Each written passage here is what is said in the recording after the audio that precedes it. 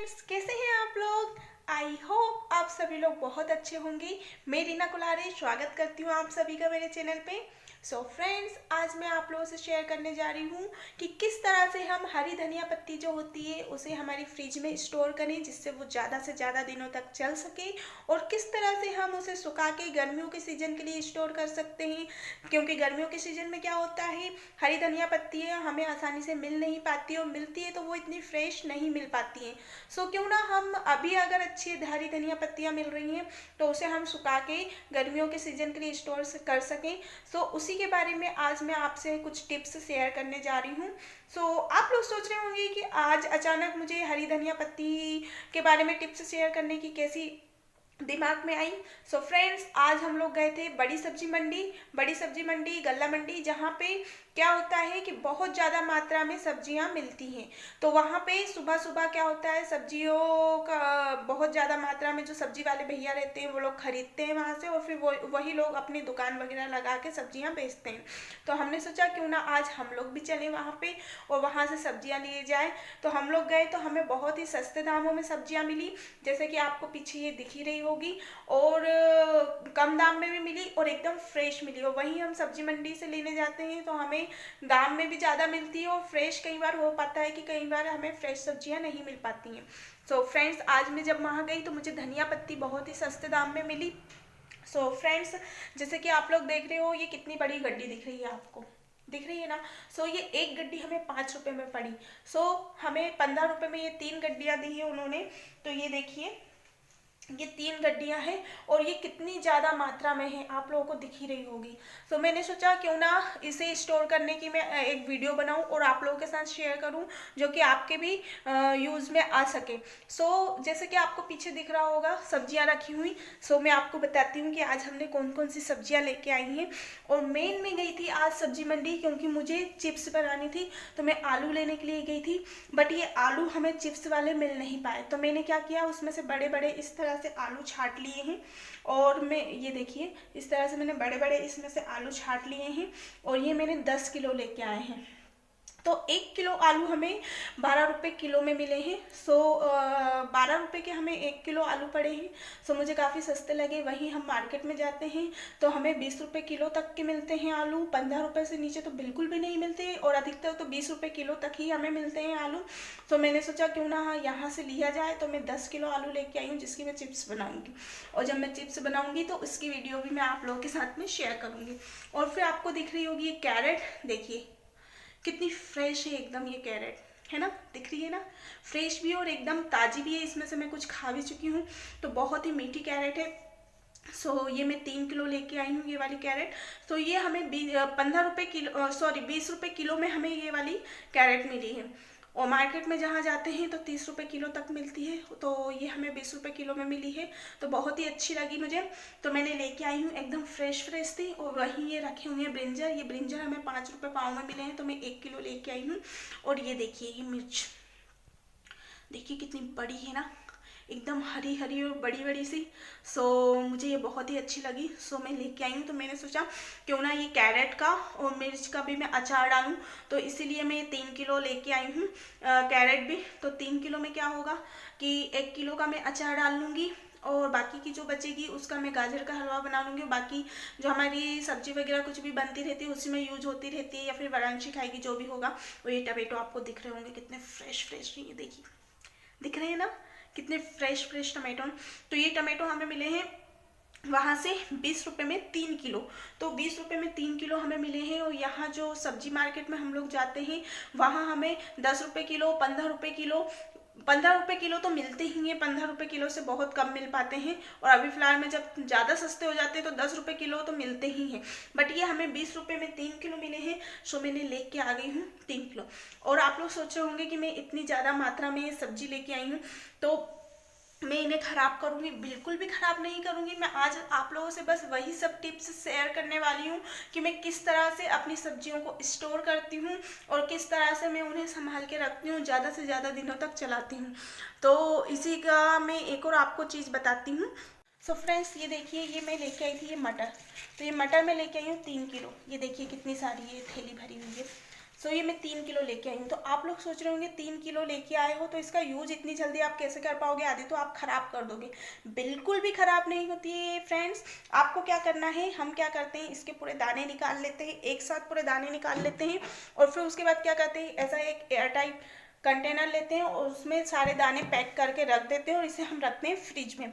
Fridge में रखने के बाद ये मटर 3 किलो है तो ये करीबन हमें 20 दिन से 25 दिन तक हमें बहुत अच्छे तरीके से पूरेगी।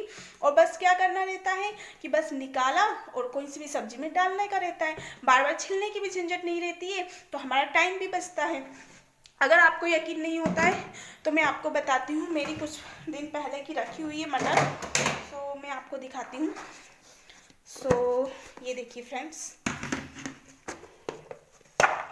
ये मटर मेरी करीबन 15 दिन पहले की रखी। ये देखिए कितने फ्रेश दाने हैं इसके अभी भी। ये देखिए ये 15 दिन पहले की मटर है। कौन कहेगा ये 15 दिन पहले की मटर है, और अगर वैसे ही रखी रहे तो वैसे ही ख़राब हो जाती है। सो मैं इसी तरह से पैक करके रख देती हूँ एयर टाइट कंटेनर में, जिससे ख़राब नहीं होती।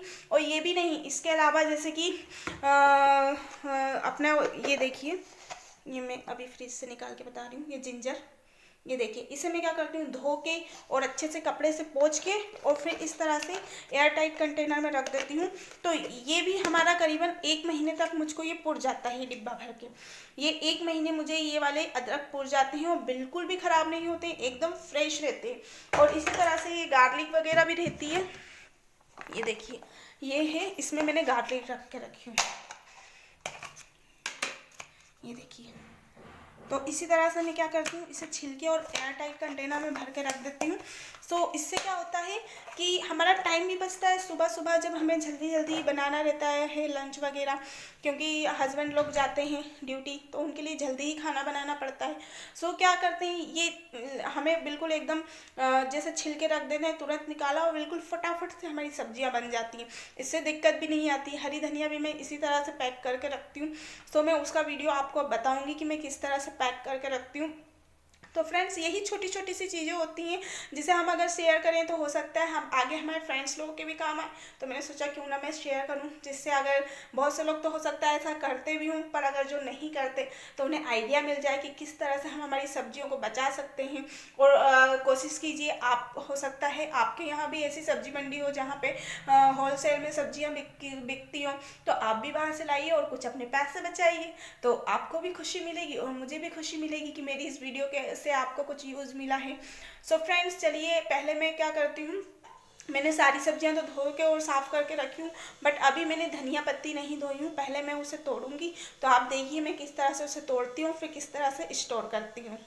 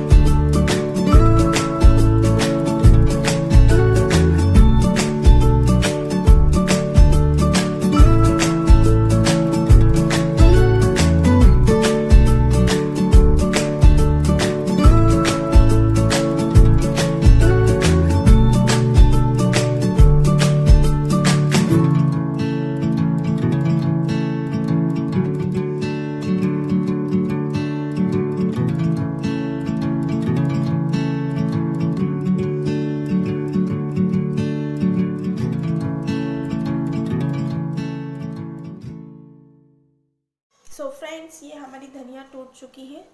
सो आधी धनिया ये है जिसे मैं फ्रिज में रखूँगी और बाकी की धनिया हमारी जो हमें सुखाना है वो ये रही। सो फ्रेंड्स ये धनिया को मैंने धो लिया है, ये वाली धनिया जो मुझे सुखानी है उसे मैंने धो लिया, कपड़े से अच्छी तरह से पोंछ लिया। फिर उसके बाद मैंने एक थाली ली और थाली के अंदर मैंने एक ये कागज़ बिछाया है नीचे साइड।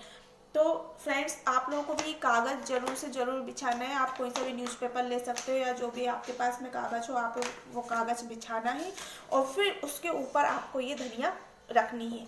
क्योंकि अगर आप डायरेक्ट थाली में रखोगे ना तो फिर क्या होगा, जब धनिया हमारी हम धूप में सुखाएंगे तो जो भाप वगैरह उसकी उड़ेगी, तो उससे क्या होगा, नीचे थाली में पानी इकट्ठा हो सकता है और धीरे धीरे हमें धनिया नीचे नीचे की गल सकती है।